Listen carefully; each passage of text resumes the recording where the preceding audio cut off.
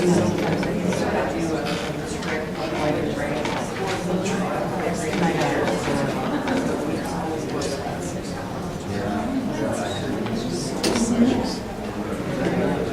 I think we'll go ahead and get started with the breakout sessions here after lunch.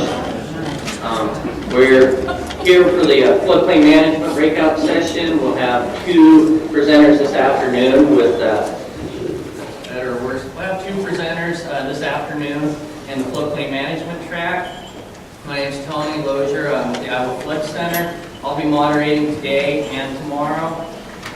Kind of my fourth year working with the Iowa Water Conference, the organization of the floodplain management track. Excited to say we did some different stuff this year based on conference goers' feedback from last year. We went ahead and we had a call for presentations. We had a lot of great submittals come in, and then we also have gone out and solicited some other speakers for the tracks. As always, I always start off the session saying, you know, we put this together for you all. If you get to the end and you get that conference survey, if there's something you want to see in your floodplain management track, feel free to let us know. We go out and review those comments and really try to target the audience or the presenters that the audience seeks. So I don't want to eat up too much of the time. I see a few more people are coming in. We're going to go ahead and kick off first, and our theme of the conference this year is kind of current and currencies, trends and motivators for better water management. So I tried to place many of these presentations along that theme. I'm excited to announce and introduce first Kevin Biehn. He is Edmonds and Oliver Resources. He has about 18 years experience working in water projects.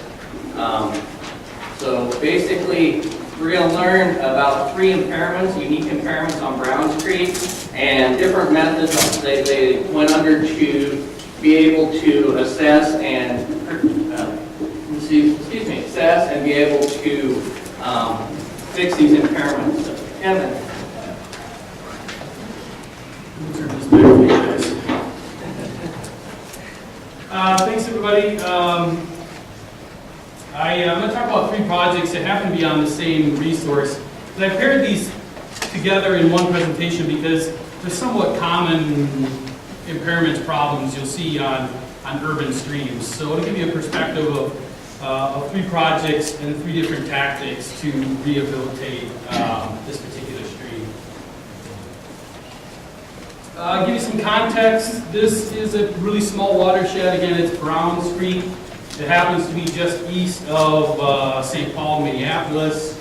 It's in the St. Croix Basin, and for those that know Stillwater on the St. Croix, the confluence with the St. Croix is in Stillwater, Minnesota, which happens to also be my hometown. There's a watershed district for this particular watershed. That's just important to note because there is a government entity that's concerned about it and is focused on addressing issues with this particular watershed. It's 30 square miles. It happens to be a cold water stream. That's not that relevant for this particular talk. Obviously, you can think about it from a perspective of trying to improve trout waters, but these solutions would apply to a warm water stream as well. The headwaters of the stream is impaired water biota, and the lower half has got some thermal issues. So the first project happens to be on a golf course, and well, let me jump into it. When I got to this project, this golf course looked like this. It's probably a lot of golf courses that you've seen. You know, many of them happen to have streams that wind through them. This course was constructed in the 70s, and so it's looked like this since the 70s. Really intensive land use right up to the water's edge. In fact, you know, there are days when crews of guys with weed eaters are right up to the water's edge trying to get rid of that last blade of grass, you know, heaven forbid. So a couple things will happen when a stream is managed this way. Those that are in the ag community and have grazing experience, this is really similar to heavy grazing. And a stream will predictably respond to this intensive manipulation of vegetation cover, and it'll begin to widen. The reason why it does it, frankly, is just because there's less vegetation there to resist that natural erosion force. When a stream widens, it has to shallow if it's carrying the same flow, and that's really detrimental to habitat. Certainly detrimental to a warm water system, but detrimental to any riparian habitat. I told you that this was a cold water stream, and so we were certainly interested in what we could do on this piece of property for warming the stream. I'll get into the solution, but in essence, this project in and of itself, we did run a sophisticated thermal model on this system, and we were able to bring the temperatures down below critical levels in those August hot days where we might have mortality. And so this project in and of itself aided in that regard. So there's a couple ways to respond to a wide stream. One of those ways is just to literally go in and narrow the stream down. Happens every day. You can imagine it's very expensive, very disruptive. We're working on a golf course. We're trying to think about ways we can minimize cost, power, and also minimize disturbance. I told you earlier that streams that have this intensive land use will predictably widen. They also predictably narrow if you can restore that buffer.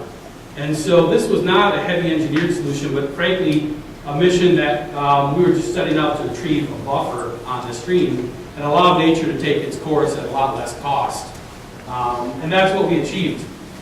We started working with the golf course, and a lot of our efforts just went into convincing them, hey, we're going to make your golf course more desirable from a play standpoint. The aesthetics are going to be better, and oh, by the way, we're going to improve this resource as well. They bought it. Partly they bought it because they didn't have to pay for any of it. But still, you can imagine a lot of uneasiness on their part about making this happen. So again, similar shot. This is what it looked like before we started. This was, although the heavy lifting was done during the winter when the golf course wasn't in play. And, it's still pretty manicured. We're on a golf course, so we've got to do some things to make this palatable.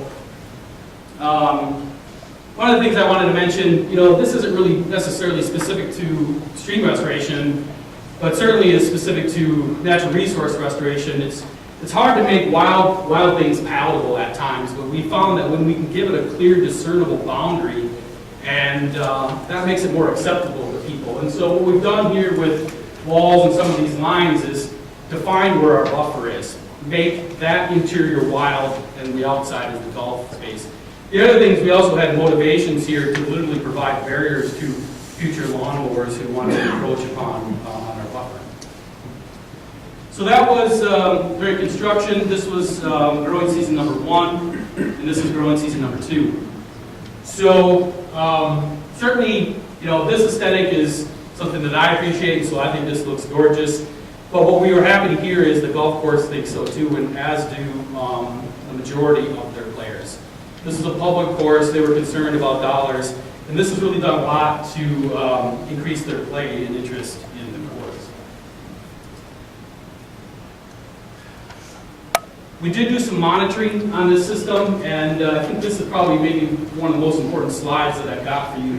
What you're looking at here is a profile of the stream. It just happens to be a 900-foot section profile of the stream. This was pre-project. Obviously, horizontal and vertical are exaggerated here a little bit, but this is pre-project, and this is 1 year after construction. So what we've got going on in this profile is we've got a lot of squiggly lines, right? Well, that profile originally was very sterile, very shallow, and no pools. Now we've got very dramatic pools, sharp pools, and greater number of pools. And that happened in 1 year's time without any physical manipulation of this pool. We again measured it in the following year. We've still got some strengthening of that relationship. One of the things I want to mention, I get this question all the time, was well, how much of that is artificial, where you've got veins or weirs or that kind of thing that are driving these pools. And I put a couple of structures. There's only 3 structures in place where we were trying to protect ridges. And you can really see those yellow dots up top. There really isn't much of a correlation to where those are relative to where our pools are. Again, this is all just vegetation and succession working the magic here. $250,000. Probably could have built this project for $100,000, maybe even less, but because it was on a golf course, they wanted instant maturity, which means we put in over $100,000 just in live plant material. None of this was seeded, it was all live planted. So that's why that buffer looks so robust so quickly. But had this been in a little different area, we probably could have done this for a third of the cost. The next project is about a highway. Frankly, highways traverse our systems. We've got culverts, bridges, and things in place, and those bridges and culverts can wreak havoc on our systems in terms of stability. This happened to be two culverts in question. Again, this the Blackberry to the right is the St. Croix River, so that again is where the confluence of this Browns Creek and the St. Croix River. We go under two state highways. The upstream one is 150 feet, and the downstream one is like 200 feet box culverts. Many of you are probably familiar with culverts being issues in terms of stream health. The common problem that we often see is, pipes or bridges are undersized. That results in higher velocities, it results in erosion. In this particular scenario, we had the opposite that was true. We had a box culvert that was much too large for our flow, and it became a physical barrier during low flow periods of the time, where there just frankly wasn't enough depth of water to fish to get into sort of the cool ports of the St. Croix, and we had this blockage. So we had some compounding problems here. We had this physical barrier, which was very sterile. I don't think they mind the graffiti, but was extremely sterile. And we're also seeing through some research that these long, I was telling you, some of that's 200 feet long. It's very dark in there. And there's some research that's going out to see that certain species find even just that darkness to be sort of a behavior area as well. So we had all these compounding problems in this particular scenario. So I told you these were state systems that got our Department of Transportation involved, which made things messy, as you can imagine. And their big concern was, okay, we'll allow you to manipulate this, but you can't change any flood elevations through this culvert, which really kind of limits what we can do. And there's a lot of ways in which you can mitigate these box culverts. People put rock in them, they put a variety of things. We happen to use curb stops, which are a little odd technique, but it's something that we've used before. It's extremely cheap, and this was much more palatable, frankly, to the DOT. Our models were showing that the riprap that we could get inside of this culvert was going to be mobile, and so that wasn't an option to us. And so we put these curb stops into these culverts. And the really nice thing about this is the reason why I included this picture is we kind of put all of those in place, and then with this rubber track small hole, we moved them and manipulated them to get the flow just as perfect as we wanted it. And then we core drilled them into the culvert and fastened them down. But that ability, you wouldn't be able to do that with rock, but to kind of put those in play, see how everything responds, make those final little adjustments, and then fasten it down was really slick. I've got a video I'm going to skip, but this is on the other end of the spectrum. This was $8,000 for this project. I think it was, in my opinion, money well spent because again, we had a barrier that we knew was blocking fish traffic in and out of the confluence of the St. Croix, and now we've alleviated that barrier. And we do have post-project monitoring on this as well, some fish counters that are showing that we've alleviated that. I did want to point out that this is not how I'd recommend bringing electricity into a culvert. I think that's the union on the court. They had it in a bucket, so they would get electrocuted. Top-notch crew on that one. I'm honing in on the end here. The last one is a common ailment of streams as well. This notion of channel incision or channel entrenchment. Streams all across the Midwest, Iowa included, are rapidly becoming incised they're becoming entrenched, which means that the profile of that stream is lowering relative to the floodplain. The reason why that's happening through most of the Midwest is because of changes in hydrology. The reason why it happened here was because a rail line built a tract and filled a floodplain and occupied that floodplain. So we instantly had a system that was entrenched. It just so happened that this was a scenario that was going from a rails to trails conversion. So this train no longer exists. The State Department of Natural Resources bought it. And immediately we said, okay, now's our time to deal with this issue. So it's really quite simple.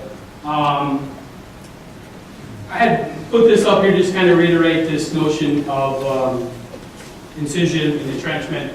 For those that are in that stream world, probably have seen this succession of how streams respond to incision. So stable condition being the top one, incision being the second one, and then predictably again with that incision, we've removed the floodplain. The stream is naturally going to try to rebuild it. The way it does it is it widens and erodes. The stream has been in this 3 and 4 state for about a century. So sometimes these things can take a long time to happen. And what we're going to do is we're going to leapfrog back up to level number 1.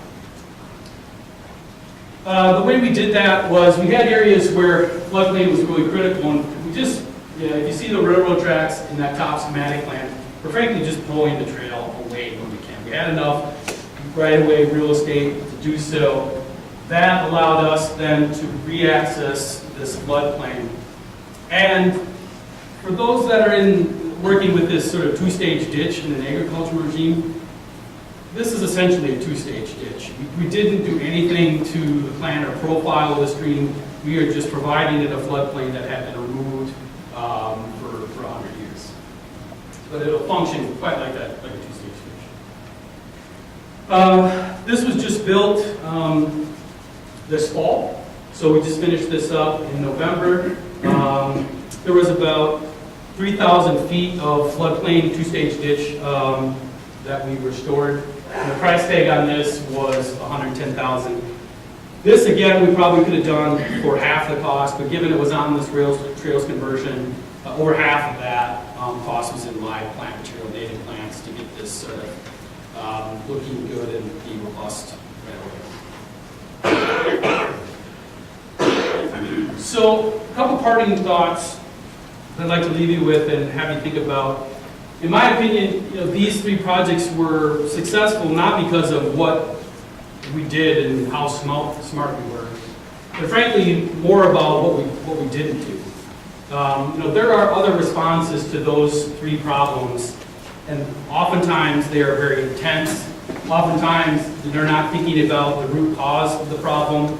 Many of us that work with streams see these eroding banks, see that problem there, begin to address it there, but we all know that that's just the symptom. The illness is upstream somewhere or immediately across the bank. And then certainly just doing no irreparable harm. Minimizing, these things that can't be undone, and thinking about the impacts that project's going to have immediately downstream the next municipality that's probably going to do the same problem. So, with that, I'll take some questions, I guess. Sure. We do have quite a bit of time. Thanks, Kevin. Questions for Kevin?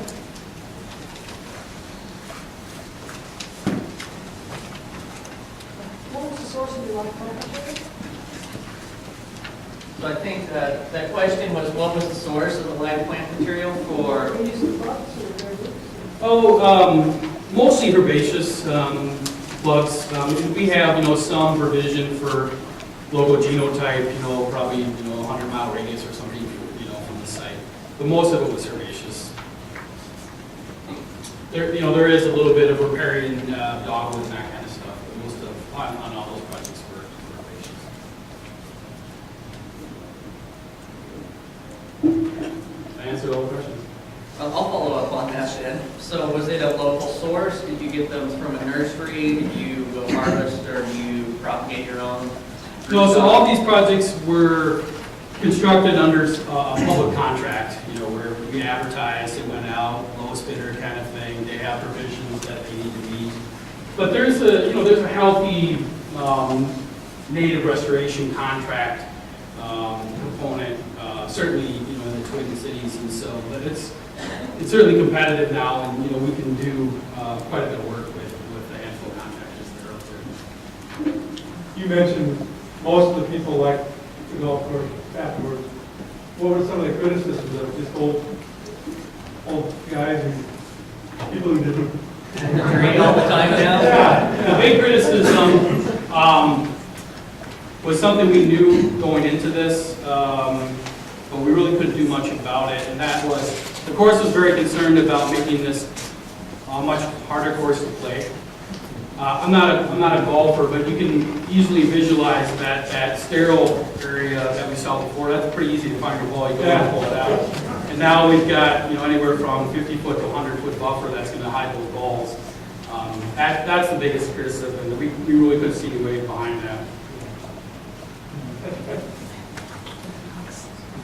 Yeah, question in the back? Yeah, did you have any issues with the DOT's maintenance guys, the guys that have to maintain those culverts? Worried about snags, you know, debris coming down the stream, those kinds of things?